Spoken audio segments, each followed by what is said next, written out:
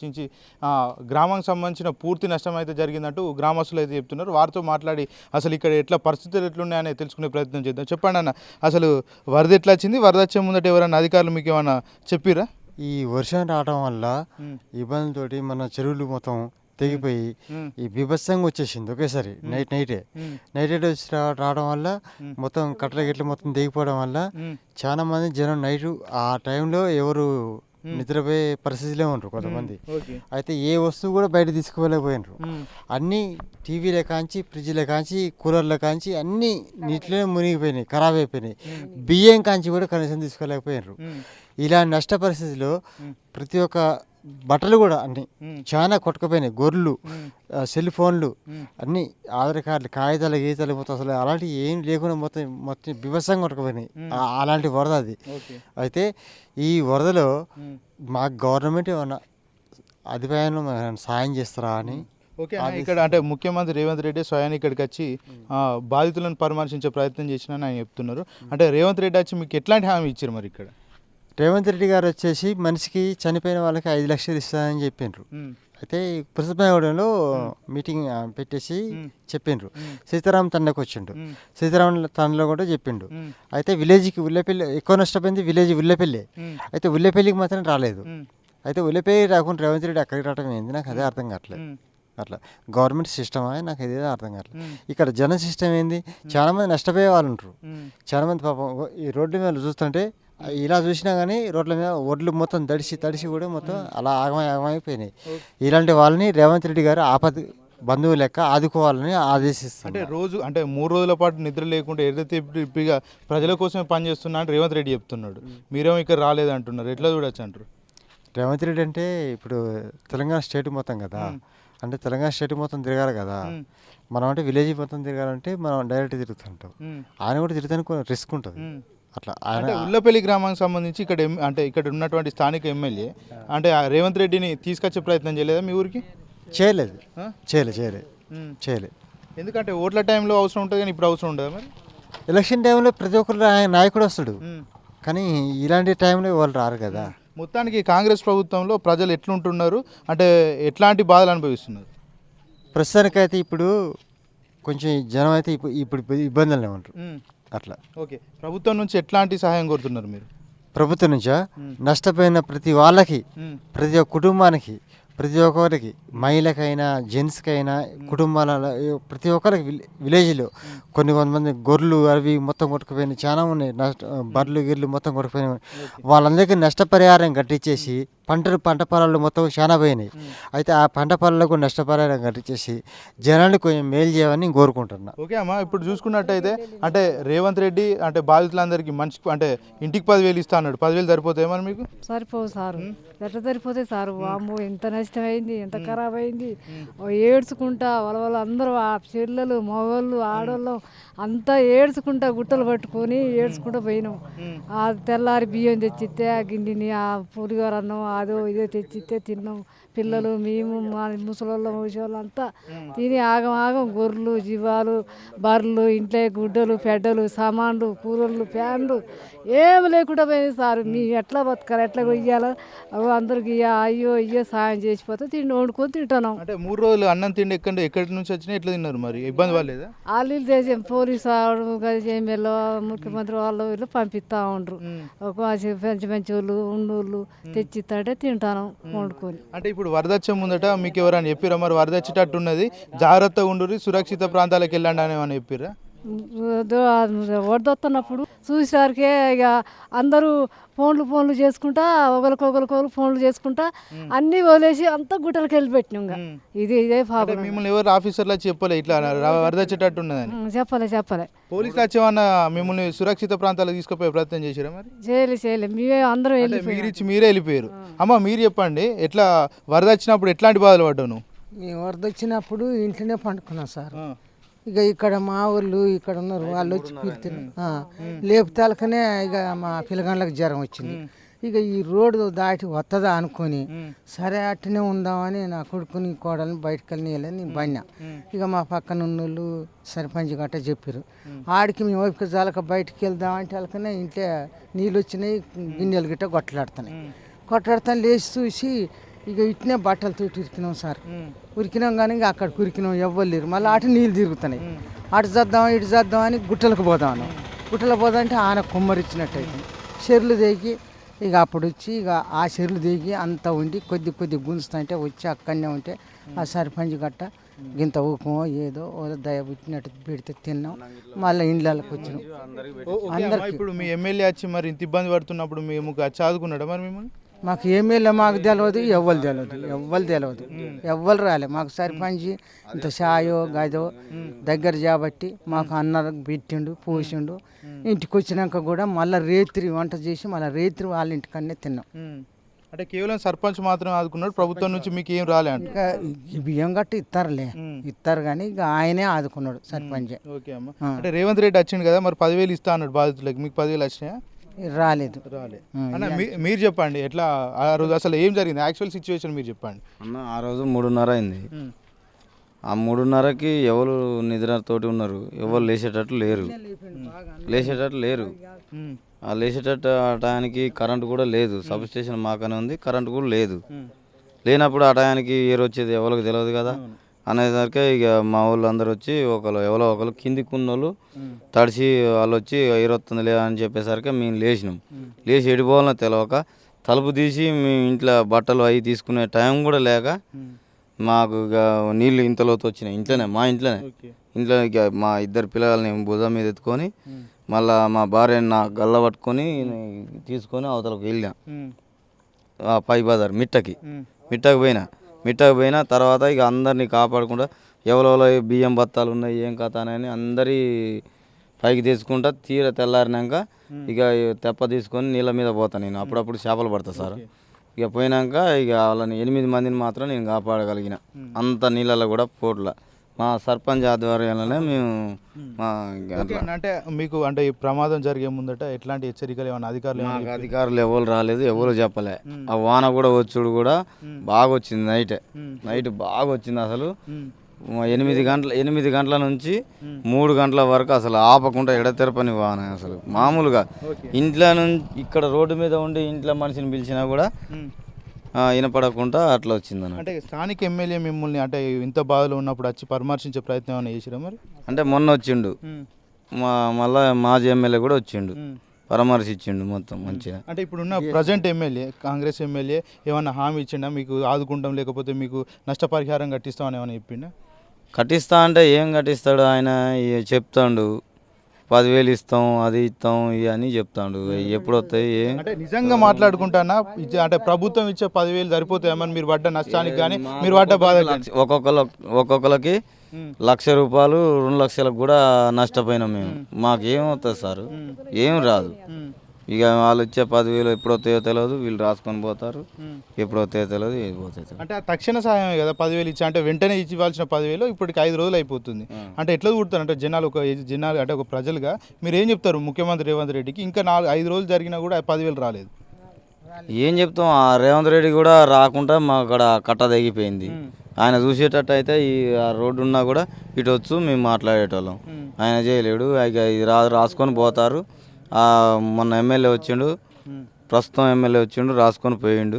మేము ఎమ్మటే అధికారులను పంపించి మేము అన్ని చేస్తా ఉంటాను కానీ ఏం చేస్తాడు. అంటే 3 రోజుల నుంచి నిద్ర లేకుంటే అంటే యథావిధిగా అంటే ఎప్పటికి పనులు జరుగుతున్నాయి. మా యంత్రాంగం మొత్తం కూడా పూర్తి మొత్తంలో సహాయక చర్యలు చేస్తున్నారు, వాళ్ళని చూసుకుంటున్నారు అని రేవంత్ రెడ్డి చెప్తున్నాడు. అంటే నిజంగా వచ్చి వాళ్ళ అధికారులు కానీ ప్రజాప్రతినిధులు కానీ వచ్చి మరి మీ దగ్గరికి వచ్చి మీ సాధక బాధకాలు తెలుసుకొని మీ సమస్యలు పరిష్కరించడానికి ఏమైనా వాళ్ళు చేస్తున్నారా? వాళ్ళంటే ఎవరు బయట ఇక మేము మా ఊరు నుంచి బయట నుంచి వెళ్ళిపోయి ఉన్నోళ్ళు వీళ్ళు ఇట్లా అయిపోయారా అని చెప్పి వీళ్ళు వచ్చి బియ్యం ఇట్లా ఆహార పదార్థాలు అవన్నీ ఇచ్చిపోతారు సార్. కేవలం స్వచ్ఛంద సంస్థలు మాత్రమే మిమ్మల్ని ఆదుకున్నారు కానీ ప్రభుత్వం నుంచి ఎప్పటి వరకు అయితే ఏం రాలే. బయట నుంచి ప్రైవేట్ నుంచి వచ్చిన ఇచ్చిపోతారు అంతే తప్ప ఏమీ లేదు. అంటే గతంలో కూడా ఎప్పుడన్నా వచ్చినా మీకు ఇట్లాంటి ఫ్లూట్స్ అంటే చిన్న స్థాయిలో చిన్నప్పుడు వచ్చినాయంట సార్. 1988లో వచ్చినాయంట, మాకు తెలియదు. ఇప్పుడైతే వచ్చినాయి. ఇక ఇప్పుడు చూసినాం ఇవన్నీ ఏర్పడుతున్నాయి. ఓకే అన్న, రేవంత్ ప్రభుత్వం అంటేనే అంటే కాంగ్రెస్ ప్రభుత్వం అంటేనే ప్రజాపాలన అని చెప్పి పలు సందర్భాల్లో చెప్పారు. వాస్తవంగా మరి ఇక్కడ జరిగేటువంటిది అంత ప్రజాపాలన అనుకోవచ్చా? ప్రజాపాలన అసలు లేదు సార్. ఎక్కడిది సార్ ప్రజాపాలన? ఎక్కడిది? మేము ఇంత బాధలు ఉన్నాం, ఇన్ని ఇండ్లు కొట్టకపోయినాయి, ఎవరన్నా పట్టించుకున్నారా మమ్మల్ని ఎవరైనా వచ్చి పట్టించుకున్నారా? మా ఎమ్మెల్యే, స్థానిక ఎమ్మెల్యే ఎప్పుడు రావాలి? మా ఊరు ఇంత కొట్టకపోయింది, ఎప్పుడు రావాలి? వారం రోజుల తర్వాత వచ్చి మేము ఇక్కడికి వచ్చి అది అని చెప్పి ఏం మాట్లాడుతాడు? ఏం చెప్తాం సార్, మేము అనవసరంగా మా వాళ్ళు అనవసరంగా గెలిపించారు, కానీ ఇంకోసారి మాత్రం ఆ ఎమ్మెల్యే అసలే గెలవడు. ఈ ఒక్కసారి గెలిచిండు, కానీ ఇంకోసారి అసలే గెలవడు. రాబోయే రోజుల్లో రేవంత్ రెడ్డి మళ్ళీ ముఖ్యమంత్రి అయ్యే అవకాశం ఉంది, ఎందుకంటే ఆయన 10 సంవత్సరాలు నేను ముఖ్యమంత్రిగా ఉంటా అంటున్నాడు. రేవంత్ రెడ్డి కాదు, అసలే రాడు. మళ్ళా మా కేసీఆర్ వస్తాడు, మళ్ళా పూర్వ వైభవం వస్తుంది మాకు. ఎందుకన్నా అంటే కేసీఆర్ని కొనియాడుతున్నారు, ఎందుకు? రీజన్ ఏంది అసలు? కేసీఆర్ మళ్ళీ ఎందుకు రావాలనుకుంటున్నారు? కేసీఆర్ ఉన్నప్పుడు ఎట్లున్నది సార్, ఇప్పుడు కేసీఆర్ ఉంటే ఎట్లుండదు సార్? మాకు ఎనీ టైం రెడ్డి నాకు ఎట్లా చూసుకునేటోడు. ఇప్పుడు ఇట్లా మునిగిందంటే ఎమర్జెన్సీ వచ్చేది, ఎమర్జెన్సీ తక్షణ సాయం చేసేటోడు. ఎంతమంది మునిగినాయి, ఎంతమంది ఇండ్లు పోయినాయి అన్నీ చూసుకునేది. ఎవ్వరు ఒక్కరు కూడా ఆహారం తినకుండా చాలా మంది గంటలు వేరు చేసారు. ఇప్పుడు ఆయన ఉంటే మాత్రం మేము అసలు ఎప్పుడైనా 3 పూటలు ఎన్ని అన్నం తినేటోళ్ళం, మంచిగా ఉండేటోళ్ళం. అంటే ఇక్కడ చూసుకున్నట్టయితే ఖమ్మం జిల్లాకు అయితే వచ్చిన హరీష్ రావుని కాంగ్రెస్ కార్యకర్తలు కావచ్చు, నాయకులు కావచ్చు, బండలతోటి దాడి చేసిన ప్రయత్నం చేసిర్రు, దాడి కూడా చేసిర్రు వెహికల్స్ మీద. అంటే ఆదుకుందామని వచ్చిన వాళ్ళ మీద దాడులు చేయడం మీరు ఎట్లా చూస్తారు? ఇక దాడులు చేయమంటే ఇక వాళ్ళ కాడ ఎక్కడ నడిచిందో ఎట్లా నడిచిందో మనకు తెలియదు సార్. ఇక మనకన్నా అయితే మాత్రం గిది ఉన్నది చెప్పినాం. మాకన్నా అయితే మాత్రం ఈ రేవంత్ రెడ్డి పాలన మాకు నచ్చలేదు. ఓకే, ఇక్కడ ఉన్నటువంటి స్థానిక సర్పంచ్ను కూడా అసలు మాట్లాడే ప్రయత్నం చేద్దాం. చెప్పండి అన్న, అసలు ఇక్కడ సిచ్యువేషన్ ప్రజెంట్ ఎట్లున్నది? ప్రభుత్వం పూర్తిగా సహకరిస్తుంది అనుకోవచ్చా? నా పేరు ప్రభాకర్ అన్న, ఈ విలేజ్ మాజీ సర్పంచ్ని. అంటే ఆ రోజు వర్షం వచ్చిన టైంలో భారీ ఎత్తున వచ్చేసిందిలేండి. దానికి 3 గంటల నుండి వర్షాలు వచ్చేసినాయి. స్వచ్ఛందంగా ఎవరు చక్కన వాళ్ళే ఆటోమేటిక్గా వర్షం వచ్చేసినప్పుడు ఇళ్ళకు నీళ్ళు రాగానే ఎవరు చక్కన వాళ్ళే వెళ్ళిపోయారు. దాంట్లో పెద్దగా ఎవరిని పెద్దగా పట్టించుకొని తీసుకుపోయింది ఏం లేదు. తర్వాత 5 తర్వాత ఆ రోజు పవర్ కూడా లేదు. 5 తర్వాత ఇక దాదాపుగా అందరినీ మోటివేట్ చేసేసి ఎక్కడెక్కడ ఎవరెవరు ఏ ఇంట్లో నుంచి బయటకు వెళ్ళలేదు అలాంటివన్నీ తీసుకొని వచ్చేసి అందరినీ సురక్షిత ప్రాంతాల కంటే బయట స్కూల్ ఉంది, హైట్ మీద ఉంటుంది, ఆడికి తీసుకెళ్ళినాం. కొద్దిమంది వాళ్ళ రిలేషన్స్ ఎవరు ఉన్నా బంధువులలో అక్కడ ఉండిపోయారు. అది గతం జరిగిపోయిన తర్వాత ఇక తెల్లవారి ఎవరూ రాలేదు. 3వ రోజు మా స్థానిక ఎమ్మెల్యే రామచంద్ర నాయక్ గారు వచ్చారు. లైట్గా అట్లా చూసేసి ఏమని చెప్పారు, ప్రభుత్వం ఏమన్నా సహాయం చేస్తే చేస్తాం, నేను స్వతహాగా అయితే ఏం చేసేది ఏముండదని చెప్పి వెళ్ళిపోయారు. తర్వాత మా మాజీ ఎమ్మెల్యే గారు కూడా వచ్చారు, ఆయన కూడా పరామర్శించారు, పోయారు. ఇప్పటి వరకు ప్రభుత్వం నుండి ఎలాంటి సహాయ సహకారాలు అయితే లేవు. ఇప్పటి వరకు ఒక రేషన్ బియ్యం అనేది ఆ లావు బియ్యం, ఆ రేషన్ బియ్యం ఎమ్మెల్యే గారు వచ్చినప్పుడు రేషన్ బియ్యం ఇవ్వండి 10 కిలోలు అని చెప్పారు. ఆ 10 కిలోలు కూడా లావు బియ్యం. అవి ఎవరు తింటున్నారు ఈ రోజుల్లో? అవి కుక్కలు కూడా తినేలా పరిస్థితి లేదు. ఆ బియ్యం ఇచ్చేసి వెళ్ళిపోయారు. ఇక మేమే గ్రూపులలో మాకు నేను ఇంతకుముందు పట్ల షాప్ చేసిన, నేను షీప్ బ్రీడ్ సొసైటీ జిల్లా డైరెక్టర్ కూడా చేశా. మాకు తెలిసిన స్వచ్ఛంద సంస్థల నుంచి కానీ మా రిలేషన్స్ కానీ మా ఫ్రెండ్స్ కానీ వాళ్ళ గ్రూపులలో మెసేజ్ చేసుకుంటూ బయట నుండే కొంత సహాయ సహకారాలు అందిస్తున్నాం చేతనైనంత వరకు. అంతే తప్ప ప్రభుత్వం నుండి ఏమీ లేదు. వాళ్ళలో సర్వేలు చేస్తారని చెప్తున్నారు. సర్వేలలో అడిగేది 2 ఒకటి పశువులు చనిపోయినాయా, లేకపోతే రైస్ ఎంత ఖరాబ్ అయింది. ఆ 2 తప్ప ఇంకా వేరే మ్యాటరే లేదు. ఒక్కొక్క రైతు పొలాలు నష్టపోయారు, మోటార్లు పోయినాయి, పైపులు పోయినాయి, ఇండ్లల్లో వడ్లు పోయినాయి, నష్టపోయారు. రెండోది రైసు నష్టపోయారు. మళ్ళీ మన పిండి బస్తాలు అంటే మందు బస్తాలు అవి పోయినాయి. దరిదాపుగా ఫ్రిడ్జులు, కూలర్లు ఇక చెప్పుకుంటట్లేదు, దరిదాపుగా అపార నష్టం జరిగింది. కానీ ప్రభుత్వం నుంచి అయితే అలాంటివైతే ఏమి వచ్చే అవకాశాలు అయితే లేవు.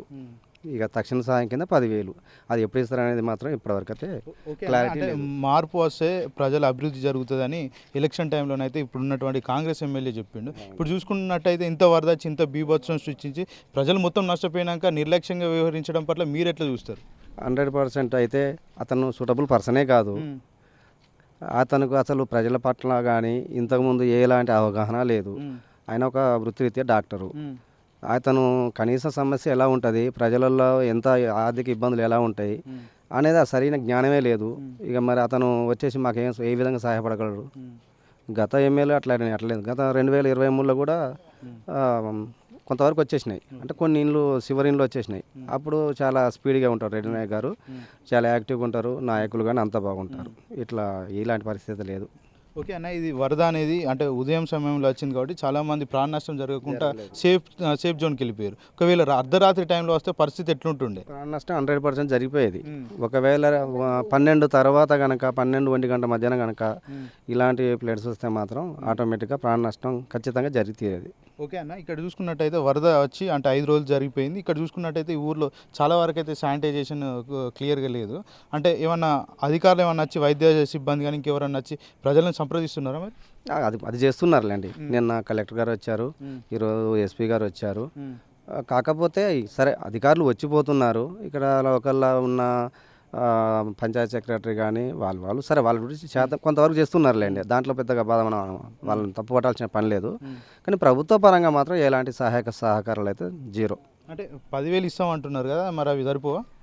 10,000 ఒక 2 క్వింటాల రైసు రాదు. ఒక్కొక్కరి ఇంట్లో సుమారు 5 నుండి 10 క్వింటాల రైసు, పిండి బస్తాలు, వడ్లు, మన వంట సామాగ్రి సుమారు ప్రతి ఇంటి నుండి ఎంత తక్కువ చూసుకున్నా 50,000 నుండి 1,50,000 2 లక్షలు నష్టపోయిన కుటుంబాలు కూడా ఉన్నాయి. ఆ 10,000 ఒక క్వింటాల్ 2 క్వింటాల రైస్ రాదు ఇప్పుడున్న పరిస్థితుల్లో. ఆ 2 క్వింటాలు దేనికి సరిపోతాయి? అది సరిపోవు ఎలాంటివి. ఓకే అన్న, అంటే ఖమ్మం జిల్లాకు సంబంధించి 3 మంత్రులు అయితే మీ దగ్గరనే ఉన్నారు. అంటే 3 మంత్రులు వచ్చేమన్నా జనాలకు అంటే ఒక భరోసా ఇచ్చే ప్రయత్నం ఏమైనా చేసిరా? అలాంటిది ఏం లేదు. 3 మంత్రులు కాదు, సీఎం గారే వచ్చారు.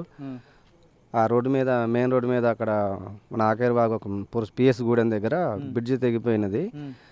బ్రిడ్జి తెగలేదు, బ్రిడ్జి పక్కన రోడ్డు తెగింది కొంచెం. అక్కడికి వచ్చి చూసిపోయాడు. ఇక్కడ మరిపడ మండలంలో ఉన్నాయి 2 విలేజ్లు, ఒకటి సీతారామనాయక తండ, ఒకటి ఉళ్ళపల్లి ఒకటి. అక్కడికి వచ్చిన 7 కిలోమీటర్లు ఇక్కడికి రాలేడా? 3 మంత్రుల నుండి ఇక్కడ ప్రభుత్వం ఇఫ్ ఉండి కనీసానికి ఇక్కడ కూడా తీసుకురాకపోతే సీఎంని దాని అసమర్థత అనకపోతే ఏమంటారు? మొత్తానికి చెప్పండి అన్న, మీరు అసలు ఆ రోజు ఇక్కడే ఉన్నారా మీరు? నేనంటే ఇక్కడ లోకల్లో లేను, నేను ఖమ్మం వెళ్ళి ఇస్తుండగా నైట్ వచ్చే వరకు 2:30-3 ప్రాంతాల ఇది జరిగింది. ఇక మేము అంతా నైట్లో కాబట్టి మనం అంతా ఏం చేయలేక వెళ్ళిపోయి సేఫ్ జోన్లోకి వెళ్ళిపోయాము. అంటే సేఫ్ జోన్లోకి వెళ్ళినాక ఇక్కడ ఉన్నటువంటి ప్రజలను ఏమన్నా మరి అధికారులు కానీ ప్రజాప్రతినిధులు కానీ ఏమన్నా పట్టించుకునే ప్రయత్నం చేశారు? అంటే ఆ నైట్ అయితే రాలేదు, 3వ రోజు వచ్చారు వాళ్ళు. 3వ రోజు వచ్చి ఇంకా పరామర్శించిపోవడం జరిగింది తప్ప పెద్దగా ఏమంటూ లేదు. ప్రభుత్వం నుంచి ఎటువంటి సాయం అయితే అందలేదు. ఇంకా దానికి ఏముంది.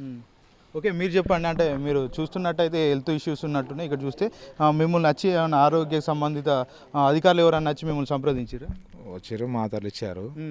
ఆ రోజు ఫుల్ వాన నైట్ సాయంత్రం 5 గంటల నుంచి స్టార్ట్ అయింది. ఓకే, కనీసానికి లేవడానికి కూడా అవకాశం ఇవ్వలే.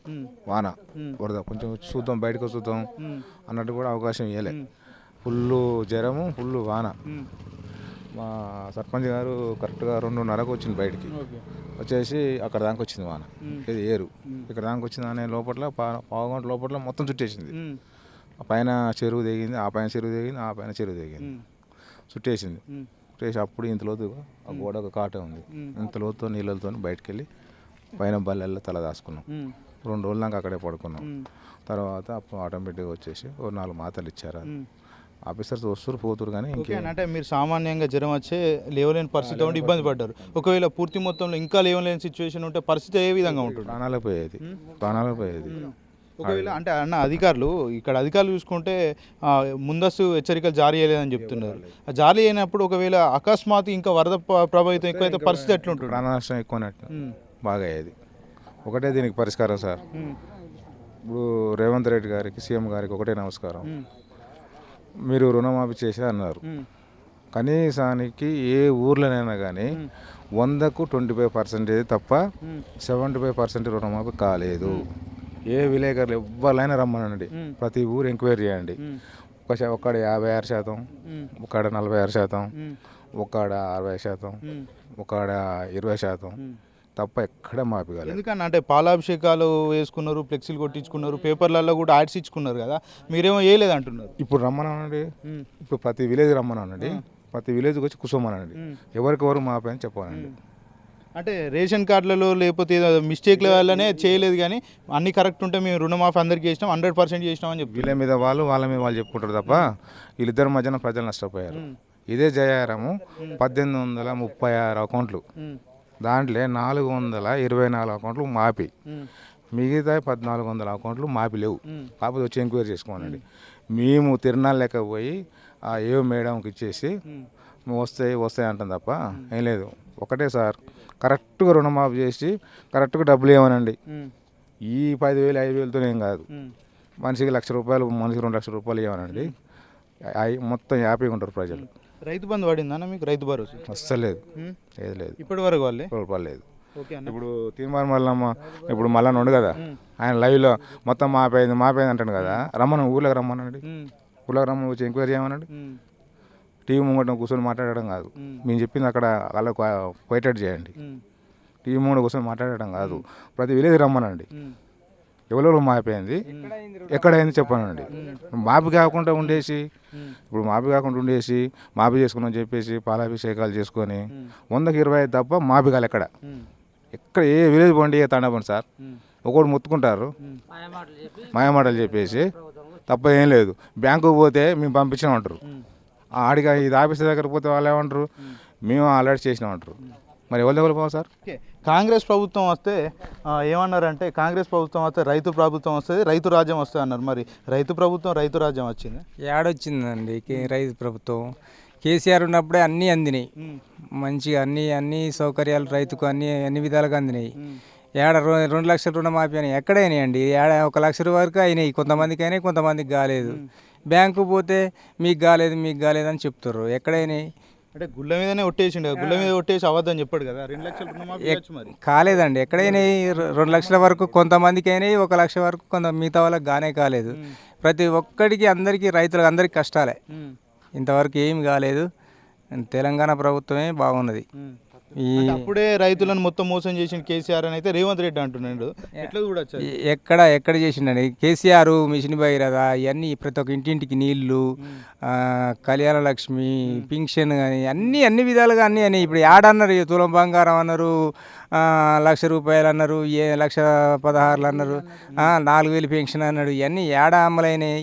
ఏది కాలేదు. 6 గ్యారంటీలు అన్నాడు, ఏడ ఒక్క గ్యారంటీ ఇంతవరకు. రుణమాఫీ అనేది సక్రంగా ఇవ్వకపోయా, ఏడిచ్చిర్రు.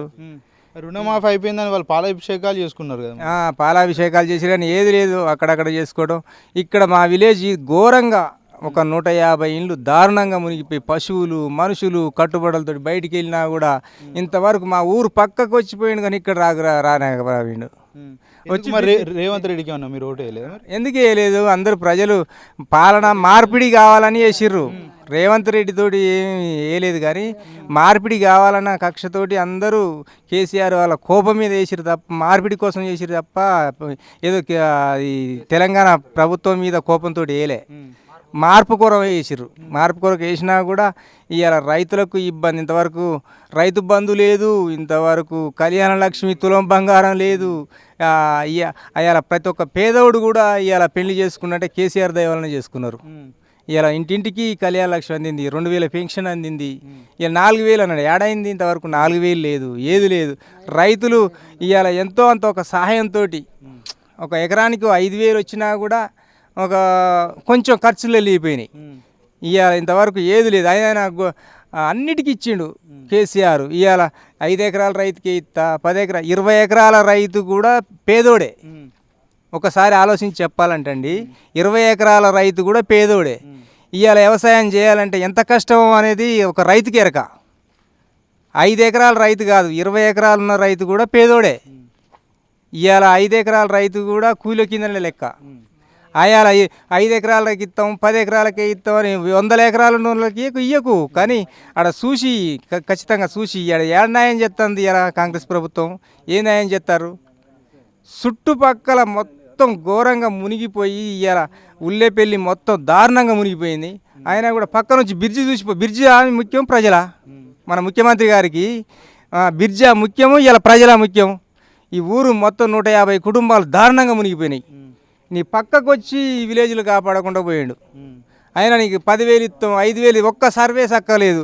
కోళ్ళు, బియ్యం ఇవే రాసుకొని పోతారు. ఈ 10,000 ఇస్తాడు. 10,000 ఏం మొదలవుతాయి అండి? ఇలా ఒక్కొక్కరికి ఇంట్లో ఫ్రిడ్జి పోయింది, కూలర్ పోయింది, అన్ని విధాలుగా పోయినాయి. నువ్వు ఇచ్చే 10,000 ఒక టీవీ రాదు, ఒక ఫ్రిడ్జి రాదు, ఒక మంచం డబల్ కాట్ మంచం కింద బెడ్షీట్ కూడా రాదు. నువ్వు ఇచ్చే 10,000 ఒక బెడ్షీట్ కూడా రాదు. ఏమవుతుందండి? ఇవాళ రైతుకు ఒక 10,000 అంటాడు. 10,000 మా ఇత్తనాలకు సరిపోవు, మాకు చేసే పాటుకు సరిపోవు. 10,000 మేము ఫస్ట్ చేసే దపాకు సరిపోవు మాకు 10,000. ఈ 10,000 ఇస్తా అంటున్నారు. 10,000 ఏం సరిపోతాయి రైతుకు? ఒక్కొక్క రైతు ఇవాళ పొలాలు కొట్టకపోయి, పత్తులు కొట్టకపోయి దారుణంగా ఉన్నారు. నువ్వు ఇచ్చే 10,000 మాకు ఒక్కసారి పాటు చేద్దానికి సరిపోవు, మళ్ళీ దున్నేద్దానికి సరిపోవు. మాకు ఏం చేద్దాం? ఓకే అన్న, చచ్చిపోయిన వ్యక్తులు అంటే చనిపోయిన వ్యక్తులు వరదలో చనిపోయిన వ్యక్తులకైతే 5 లక్షలు ఇస్తా అని రేవంత్ రెడ్డి చెప్తున్నాడు. అంటే బతుకున్న వాళ్ళకి 10,000 ఇస్తా అంటున్నాడు, చచ్చిపోయిన వాళ్ళకి 5 లక్షలు ఇస్తా అంటున్నాడు. 10,000 ఏం సరిపోతాయి అన్న? 10,000 చచ్చిపోయినోనికి ఇస్తావు, కానీ బతుకున్నోనికి ఏం సరిపోతాయి? 10,000 ఒక 15 రోజులు సరిపోవు. ఒక కుటుంబానికి, ఒక బాధ్యత సంసారం చేసేవానికి ఒక 10,000 సరిపోతాయా? మీకు కూడా తెలుసు. ఒక 10,000 రూపాయలు ఎంతవరకు ముఖ్యం? అది ఒక ఇల్లుకు 10,000 ఇస్తే నీకు ఏం మొదలైతాయండి? ఒక రైస్ కొనాలంటే ఇలా 5,000 6,000 ఉంది కింట. ఒక పప్పు కొనాలంటే 100 రూపాయలు ఉంది. ఒక ఆయిల్ ప్యాకెట్ కొనాలంటే 100 రూపాయలు ఉంది. నువ్వు ఇచ్చే 10,000 దేనికి మొదలవుతాయి? పూర్తిగా నష్టపోయిన వాళ్ళకు చూడు, కాపాడు. నీకు ఇచ్చే విధానాలే కొన్ని కోట్లు వస్తున్నాయి. నువ్వు ఇలా ప్రకటించింది మమ్మల్ని ఈ ఏటోడున అందరూ చాలా వేలాది మంది కుటుంబాలు నష్టమైపోయి ఒక బ్రిడ్జి చూసిపోతావు. ఒక సీఎం ఉండి ఒక బ్రిడ్జి చూసి, ఒక సీతారాం తండాకు వచ్చి ఒక తండ చూసి పోతే సరిపోయిందా? ఇవాళ ప్రజలు ఎంత ఇబ్బంది పడతారు, ఎంత ఘోరంగా పరిస్థితి. ఇవాళ ఒక్కొక్కరు తల్లుల పిల్లలు కట్టుబట్టలతోటి నైట్ అర్ధరాత్రి 2 గంటలకు వచ్చింది. నైట్ కట్టుబట్టలతో వెళ్ళిపోయారు. ఇంట్లో ఏం చదువుకోలే. పశువులు కొట్టకపోయినాయి, గుంజల మీద తాళ్ళతోటి ఆ పశువులు గుంజల మీదనే చనిపోయినాయి. దారుణంగా ఎంత బర్రెలు గొర్రెలు అన్ని మనుషులు ఎంత ఇబ్బంది. తెప్పల మీద మధ్యాహ్నం 12 నైట్ 2ంటికి వస్తే డాబాల మీద ఉన్న తెప్పల మీద సాయంత్రం 4-5ంటికి తీసుకొచ్చి గడగడ ఉనుక్కుంటూ తీసుకొచ్చిన పరిస్థితి ఇది. ఎందుకంటే హెలికాప్టర్లు ఉన్నాయి కదా, హెలికాప్టర్ వ్యవస్థ ఏమున్నాయి? హెలికాప్టర్లు లేవు, ఏఈ లేవు, ఫోన్లు లేవు, సిగ్నల్ లేవు. ఒక అడవిలో ఉన్నట్టున్నాం మేము ఇక్కడ. ఒక అడవిలో వాళ్ళ ప్రోగ్రామ్స్కి అయితే హెలికాప్టర్లు వెళ్ళిపోతారు. మరి 150 ఇండ్లు ఉన్నాయి అంటున్నారు. 150 ఇండ్లు అంటే సీఎం పట్టింపు లేదా? మరి 240 ఇండ్లు ఉన్నాయి, కానీ నష్టపోయిన 150 ఇండ్లు. కానీ అసలు మాకు ఆదుకునే నాదుడే లేడు. నిన్న ఇయ్యాల వస్తుర్రు కార్లు వేసుకొని, సిఐలు ఎస్ఐలు ఇయ్యాల. ఇంకా పాపం ఎస్పీ గారు వచ్చి ఇవాళ కొంత సాయం చేసిపోయింది. ఇవాళ ఆ ఎస్పీ గారు వచ్చి మాకు మంచి సాయం చేసిపోయాడు. అంటే ఒక పూట ఒక రోజు ఫుడ్ వరకు మన మైబాద్ ఎస్పీ గారు వచ్చి కొంచెం సాయం చేసిపోయింది తప్ప ఎవరు ఆదుకునేటోడు లేడు ఇంతవరకు. ఓకే అన్న, ఇక్కడ చూసుకున్నట్టయితే అంటే కేసీఆర్ పోయి కేంద్ర ప్రభుత్వానికి పోయి చెప్పాలి మాకు బాధలు ఉన్నాయని రేవంత్ రెడ్డి అంటున్నాడు. అంటే కేసీఆర్ వెళ్ళి చెప్పే అంత రేవంత్ రెడ్డి సిచ్యువేషన్లో ఉన్నాడా? కేసీఆర్ ఎట్లా చెప్తాడు? పోయి రేవంత్ రెడ్డి అడగాలి. కానీ అధికార పార్టీలో ఉన్నాడు కాబట్టి ఇప్పుడు రేవంత్ రెడ్డి అడగాలి. కేసీఆర్ ఎట్లా అడుగుతాడు? కేసీఆర్ అయాల ఎవరికి లొంగకుండా కూడా మన రాష్ట్రాన్ని జాదిండు. ఇవాళ నువ్వు అధికారంలో ఉండి ఇవాళ కేసీఆర్ పోయి ఎట్లా అడుగుతాడండి? ఆయన ఏమైనా గెలిచిన సీట్లు పోయి ఆయన నరేంద్ర మోడీకి ఇచ్చిండా? కేసీఆర్ పోయి ఎట్లా అడుగుతాడు? మన అది పద్ధతేనా? ఇవాళ రేవంత్ రెడ్డి పోయి అడగాలి. రాష్ట్రంగా మన ప్రధానమంత్రి కాడికి పోయి క్షమాపణ కోరి మా రాష్ట్రం ఇట్లా ఆగమైపోయింది, మమ్మల్ని ఆదుకోండి అని రేవంత్ రెడ్డి పోయి అడగాలి. కేసీఆర్కి ఏముందని పోతాడు? ఇవాళ ఆయనకి ఏమున్నది? మనలాంటి ఒక పర్సనే అనుకోవాలి. ఆయనకు ఏం అధికారం ఉంది? వాళ్ళు మంచి ఎన్ని పనులు చేసిర్రు. ఒకప్పుడు మన తెలంగాణకు వచ్చిన కేసీఆర్ లేకుంటే మనకు ప్రత్యేక తెలంగాణ అవునా? ఎవరి కాళ్ళు పట్టుకుండో, ఎవరి ఇల్లు పట్టుకుండో, ఎంత నిరాహార దీక్ష చేసిండో, ఎంతమంది విద్యార్థులు, ఎంతమంది బలిదానం. ఇవన్నీ కాదు కానీ సోనియా గాంధీ పాపం అని మనకు తెలంగాణ ఇచ్చిందని రేవంత్ రెడ్డి అంటున్నాడు. సోనియా గాంధీ ఇచ్చింది, ఎన్ని రోజులు కష్టపడితే ఇచ్చింది. ఒక భంగిని ఇచ్చింది. ఆమె మాత్రం ప్రాణాలు అన్నీ బలి అయితే అంటే లాస్ట్కు తట్టుకోలేక ఇచ్చింది సోనియా గాంధీ. లాస్ట్ మూమెంట్లో ఇక తప్పదు అన్న పరిస్థితిలో ఇచ్చింది తప్ప ఫస్టే ఇచ్చిందా అండి? తెలంగాణ ఫస్టే అడగంగానే ఇచ్చితే పాపం సోనియా గాంధీ ఇచ్చింది అనుకోవాలి. ఎంత త్యాగం చేసిండు కేసీఆర్. ప్రజలు ఎంతమంది బలిదానం అయ్యారు, ఎంతమంది విద్యార్థులు ఆగమైపోయారు. ఇవాళ ఎంతమంది బలిదానం అయిపోయారు, ఎంతమంది చనిపోయారు. అందుకే లాస్ట్ మూమెంట్లో తట్టుకోలేక ఇచ్చిండు అంతే తప్ప ఇవాళ ఒక అందుకు చెప్పాలంటే కేసీఆర్ నయం.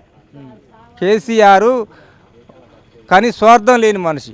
స్వార్థం లేకుండా అన్ని విధాలుగా సహాయం చేసిన మనిషి కేసీఆర్. అంటే ఈరోజు కేసీఆర్ ఉంటే పరిస్థితులు ఇట్లుంటేనే ఇంత కష్టాలు పడుతుంటేనే ప్రజలు ఈ వరదల్లో కేసీఆర్ ఉంటే ఇప్పటికల్లా వచ్చు కేసీఆర్ ఇక్కడికి కేసీఆర్ ఇక్కడికి అన్ని హెలికాప్టర్ వేసుకొని తిరుగు. ఈ రేవంత్ రెడ్డి ఏం చెప్తాడు? రేవంత్ రెడ్డి వచ్చి ఆ రోడ్ల మీద తిరిగిపోతాడా? ప్రజలు కాపాడొద్దా? ఎంతమంది అభిమానంతో నీకు ఓటేసి గెలిపించి ఇలా అధికారంలో కూర్చోబెట్టిండంటే ఆయన సీనియారిటీ వేరు, ఆయన కేసీఆర్ తెలివితేటలు వేరు. ఇవాళ నీకు ఒక ఈ జన బలంతో ఆయన మార్పిడి కోసం వేసి గెలిపించారు తప్ప దానికి ఏం లేదు. ఆయనకున్నంత అనుభవం లేదు, ఆయనకున్నంత ఆలోచన లేదు. ఓకే అన్న, అంటే చూసుకున్నట్టయితే ఇట్లాంటి సిచ్యువేషన్ ఇదే వరద గత ప్రభుత్వంలో ఉంటే పరిస్థితి ఏ విధంగా ఉంటుండే? గత ప్రభుత్వం అంటే మనకు మాకు అన్ని విధాలా సాయం చేశారు సార్. ఏంటంటే ఈ టైంలో ఇప్పుడు పెట్టుబడుల టైంలో పెట్టుబడి సాయంగా రైతు బంధు ఇవ్వడం కానీ, ఇప్పుడు మాకు రైతుకు మెయిన్ ఈ టైంలో రైతు బంధు మందు బస్తాలకు కావచ్చు, ప్లస్ వేరే విధంగా అన్ని విధాలకు మాకు యూజ్ చేసుకున్నానికి. ఇప్పుడు ఈ ప్రభుత్వం వచ్చిన తర్వాత రైతు బంధు లేదు, రుణమాఫీ లేదు. రుణమాఫీ మా ఊరు మొత్తం 20% కాదు, ఒక 10% కూడా కాలేదు మా ఊరు మొత్తం. ఇప్పుడు అంటే మిగతా పరిస్థితి ఏంది, రాణాల పరిస్థితి ఏంది? నేను బంగ్లా దగ్గర ఒక 4 ఎకరాలు వ్యవసాయం చేస్తా. అక్కడ కేసీఆర్ గవర్నమెంట్ ఉన్నప్పుడు ఆ కాలువ నీళ్ళతోటి పండించేది. ఈరోజు ఆ 4 ఎకరాల కనీసం ఒక మొక్క కూడా లేదు. కాలువ నీళ్ళు రావు, ఏం రావు. అసలు టైంలో మనం ఏం చేసి బతకాలి? మా పరిస్థితి ఏంది? అసలు చేయొద్దు. ఇప్పుడు కాళేశ్వరం నీళ్ళు లేవా? మన కాలువలో వెళ్ళడానికి ఏమవుతుంది? ఏదో ప్రెస్టేజ్గా పోయి ఇబ్బందుల పాలు చేయడం తప్ప జనాలని. ఇప్పుడు మేము నమ్మి ఓట్లేసినప్పుడు మాకు ఇబ్బంది పెట్టడం ఎందుకు? మా పరిస్థితి ఏంది? నీళ్ళు కరెక్ట్ చేయాలి. మాకు వ్యవసాయానికి అనుగుణంగా ఉండాలి తప్ప ఇప్పుడు మునిగినప్పుడు మనిషికి 10,000 ఇస్తారు. నాకు దగ్గర 3 లక్షలు దాకా 2 లక్షల నుంచి 3 లక్షలు లాస్ అయింది. ఈ 10,000 2 గంటల బియ్యం సరిపోవు. కిరాణం ఏంది పరిస్థితి ఏంది? ప్లస్ మాకు ఒక నెల 2 నెలలకైనా మేము అటు ఇటు కోలుకోవాలంటే నెల 2 నెలలు పడుతుంది. ఆ నెల 2 నెలలు మేము ఎట్లా బతకాలి? కనీసం ఒక మనిషికి ఒక 20,000 30,000 ఇచ్చినా పరిస్థితులు కొంచెం సర్దుకుంటాయి. ఆ తర్వాత మా పని మేము చేసుకుంటాం. సిచ్యువేషన్స్ అర్థం చేసుకోకుండా 10,000 5,000 అంటే దేనికి సరిపోతాయి? ఓకే అన్న, అంటే చనిపోయిన వ్యక్తులకు 5 లక్షలు ఇస్తా అంటున్నాడు. అది ఎట్లా చూడొచ్చు అండి? అంటే బతికిన వాళ్ళకి 10,000, చనిపోయిన వాళ్ళకి 5 లక్షలు ఇస్తా అంటున్నాడు. అంటే ఆ 10,000 తోటి ఎల్లదీసే ప్రయత్నం ఏమైనా ఉంటుందా? 10,000 ఎట్లా సరిపోతాయి సార్? ఇప్పుడు ఇంకోటి ఏంటంటే చచ్చిపోయిన వాళ్ళకు 5 లక్షలు ఎందుకు ఇస్తానంటే సార్, వాళ్ళకు దినాలకు అటు ఇటు సరిపోతాయి కదా సార్. మరి ఆ కుటుంబం బతకకునే లేదు, ఆ దినాల వరకు వాళ్ళు తీసుకొని వాళ్ళ పని వాళ్ళు చేసుకుంటే సరిపోతుంది సార్. దానికోసం 5 లక్షలు ఇస్తుండు. మరి ఆ ఫ్యామిలీ బతకాల్సిన అవసరం లేదు సార్. ఇప్పుడు ఎందుకంటే ఊరందరిని పిలిచి అన్నం పెట్టాలంటే కనీసం 3-4 లక్షలు అవుతాయి కదా సార్. అందుకనే 5 లక్షలు ఇస్తుండు. ఈ 10,000 అనేది కనీసం ఒక కింటన్నర బియ్యానికే సరిపోదు సార్. అది అంటే గత ప్రభుత్వంలో ఇదే రేవంత్ రెడ్డి ప్రతిపక్షంలో ఉన్నప్పుడు వరద బాధితులకు 25 లక్షలు ఇవ్వాలని ఆయన చెప్పిండు. ఈరోజు కేవలం 10,000 రూపాయలు ఇస్తున్నాడు. ఎట్లా చూడొచ్చు అంటారు మరి రెండు? ఇప్పుడు సార్ న్యాయం అనేది ఇప్పుడు ఒక్క పక్కే ఉండాలి. అది ఇప్పుడు ఆయన నోటితో అన్నాడు కాబట్టి ఆయన ఆలోచించుకోవాలి ఫస్ట్, మనం చెప్పడం కాదు. ఆయనే అన్నాడు అలా వరద బాధితులకు 50,000 ఇవ్వాలి, ప్లస్ చచ్చిపోయిన వాళ్ళకి 25 లక్షలు ఇవ్వాలన్నాడు. అంటే ఆ ప్రభుత్వం వచ్చేసరికి 50,000 ఇస్తారు, 25 లక్షలు ఇస్తారు. ఈ ప్రభుత్వం ఇయ్యదా? మరి సార్ ఆయనకే ఉండాలి ఆలోచన అనేది. అంటే రేవంత్ రెడ్డికి మొత్తానికి ఏం చెప్తాం అనుకుంటున్నారు మీరు ఈ ప్రజల తరపున? ప్రజల తరపున చెప్పేది ఏంటంటే ఫస్ట్ చచ్చిపోయిన వాళ్ళకి 25 లక్షలు ఆయన ఇవ్వాలి. ప్లస్ ఇప్పుడు ఇట్లా నష్టపోయిన వాళ్ళ బాధితులకు మనిషికి కుటుంబానికి 50,000 ఇస్తే అన్ని విధాలా కొంచెం వాళ్ళు ముందు సాగుతారు తప్ప ఏ విధంగా సాగుతారు సార్?